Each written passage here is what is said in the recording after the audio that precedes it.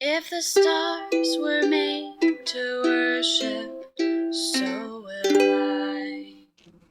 Today's reading from Musings of a Christian Physician on the Physical and Spiritual Healing of Man by Dr. Joseph DeMay is from week 46, day 3.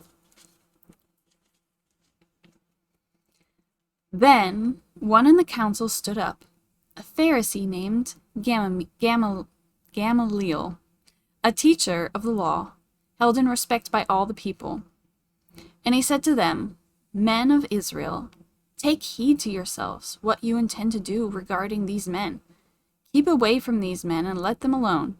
For if this plan or this work is of men, it will come to nothing.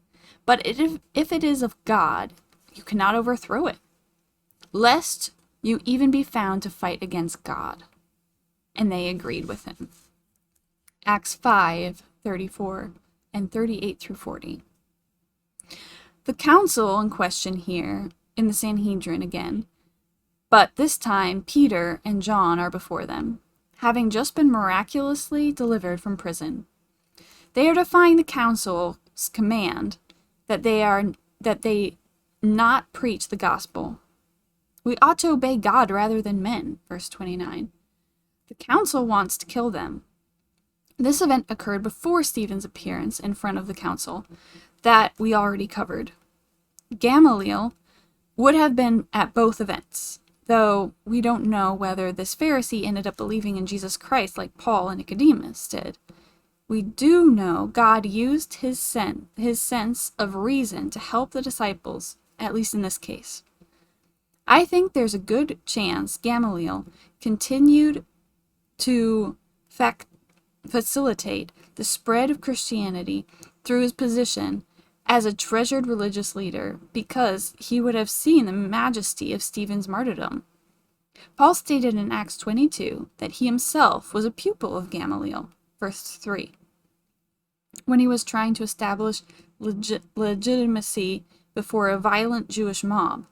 So I think Gamaliel's restraint in purging the early church in Jerusalem greatly helped to get it established. Another consequence of the testimony of Stephen, accomplished through his death. Now, not many of us will be asked to pay the ultimate price for our faith. But what I'm trying to show here is that if we are so asked, the same grace that initially saved us will be with us all the way, and that grace is sufficient, 2 Corinthians 12:9. Our suffering and possible death for the cause of Christ is not a reflection of failure or a win for the enemy. Look at this amazing scripture. Stand fast in one spirit, with one mind, striving together for the faith of the gospel, and not in any way terrified by your adversaries. For to you it has been granted on behalf of Christ, not only to believe in him, but also to suffer for his sake. Philippians 1:27 through 29. Wow. Granted, like making a wish possible, like giving a gift. Could we as believers be so into Jesus that we actually view suffering as something to request, to look forward to? Difficult stuff we're covering, hey?